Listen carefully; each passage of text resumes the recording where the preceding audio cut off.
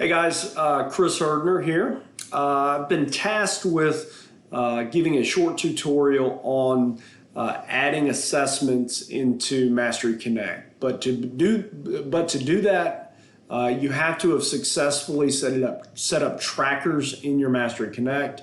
And all a tracker is simply your standards are showing in a continuous way. And you're able to analyze data of your students. So it's kind of like a graph, if you will, that's color coded. So I'm going to kind of do a short tutorial over that since we've already done that, but some people may need a refresher. So here we go. I am in Canvas, and I'm trying to make this quick simply because I have the free version of, I don't know what's it called, Screencast-O-Matic. So anyway, I digress. So I am in Canvas. If you go down to Mastery, okay, look in your bar right here, you'll go to Mastery. And you click that button and you end up here, okay? You'll set up a tracker, all right? This is step by step. You'll go to Create Tracker, this blue button. This is the foundation of everything in Mastery Connect. So you'll hit Standard Set. Okay? Once you do that, you will arrive here where it says New Tracker. You will select your content area. If you are CTAE, you will likely select other subjects, or if you're health. And then it will prompt you to pick a drop down from this core area. And you will see Georgia right here and all of the various standards that Georgia assesses. All right? So you'll select whatever it is that is pertinent to your content area. So I'm going to go back up here and I'm going to hit Social Studies because that's what I teach. And this is a very critical step. You will make sure that you have the correct state, obviously, but depending on what you teach, you may have multiple choices here. And I would encourage you to select the one that says Unpacked. And the reason why is because Unpacked is all the substandards that the state of Georgia has under the power standard. So in history, it's SSUSH1, and then you have substandard A, B, C. Okay, so I'm going to select Unpacked. Once I do that, I am going to scroll down next to Class. I'm going to choose United States History. Once I do that, and this is an important step that I would do, I would hit period 1. And this is something I do just to make sure I'm not getting confused between my various classes. So period 1, semester 1, okay? And then I would do the same. You're going to set up a tracker for each of your classes, okay? So period 1, semester 1, period 2, so forth, okay? I would personally choose different colors just because I'm a visual person, and these trackers will be on top of each other, and when you're in class, it's nice to just say, all right, I'm going to pick this one, boom, and keep moving. All right, so once you do that, really easy. Once we set up these trackers, you will never have to do this again until you get a new roster of students, okay? So you'll import students from SIS. And then once you do that, you're going to choose, so we said period 1, so make sure this will cause you a lot of headache if you don't if you're not certain about what you're doing here. Make sure that where it says period 1 in your description, you find the corresponding period 1. So right there, main 1.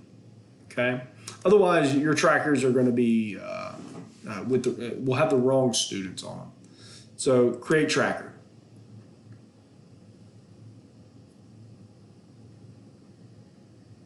And that is how you set up a tracker. As you will see right here, if you hover over each of here is the standard, here is the substandards. Okay, here's the second standard for U.S. history, and here are the substandards. When you hover over them, this box will pop up, and you can look at the standards by simply hitting this,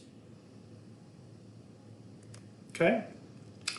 Or if you want to actually, it is test day, you plan to give a test, you will just go to your tracker, hit assess, and then you will have this option right here. Now, there's no way to give an assessment because we haven't uploaded a actual test into the tracker. And that's the second video that we're gonna go over. One last thing I wanna cover that is very, very important. If you have a colleague that is teaching the same subject, you especially want to make sure that you follow the steps that I'm about to go over. I want everyone, even if you don't have a colleague, this will be good to know. Everyone needs to go over to community, right at the top where it says community.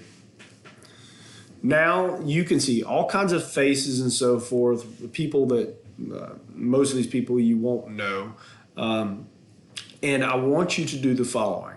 I want you to go to, leave it on all, select Georgia, go to district, and let's scroll to troop.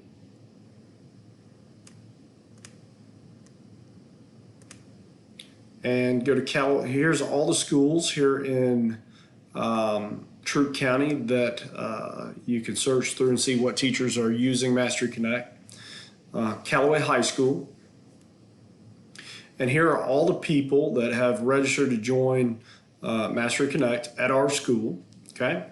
Now, once you get to this stage, now you can follow anybody on here that you may want to see what assessments they're giving and so forth. Now, the next big thing, and this is actually probably more important. If you notice this sub bar right here, I want you to see something here. You can select My Schools, and it can take you to the same step that we just did, but much quicker. But here's the big one right here, My Teams, okay? This is essential for any of us that are going to be sitting down with a colleague teaching the same subject and reviewing assessment data in a PLC. So if your colleague and yourself are giving the same test, if you don't do this step, you will not be able to see each other's data and compare what your colleague may be doing well, what you may be doing well, and having substantive discussions about instruction. So what I want you to do is go to My Teams, okay? You'll land on My Teams, and it'll likely look like this, okay? So My Teams, you got Community, My Teams. Now you're gonna go Add Team. And you're gonna type in, let's say, US History, or whatever your content area is, rock stars, okay? All right, now you're going to go right here under collaborators. And let's say Mr. Coleman and I are going to teach U.S. history together. He's going to teach a few sections. I'm going to teach a few sections. So right here, Kenny Coleman. All right, I just added him. All right, create. Now he's going to be sent a message to accept or not accept that invitation to be on this team. If he does not accept the invitation, you two will not, we would not be able to share and collaborate our data. So we give a unit exam. The benefit of this is we can project on, I go in his classroom, he turns on his projector, and we will go into an assessment we just gave, and we can review our data side by side, by question, by substandard, so forth. And that's a discussion down the road. But without doing that step, collaborating substantively and poring over the data cannot occur.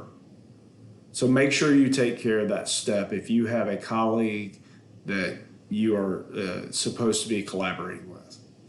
All right, that's the end of setting up a tracker. One last thing, I'll say this, and I mean this when I say this, you cannot break this tool. I've used it for a while now. You cannot break it. So just play around with it, and eventually you'll start to figure out the ins and outs. It's very intuitive once you start playing with it. So on that note, I hope you guys have a wonderful day, and make sure if you get an opportunity to watch the follow-on video on how to upload an assessment and offer that assessment to your students. So have a great day, and have a great year.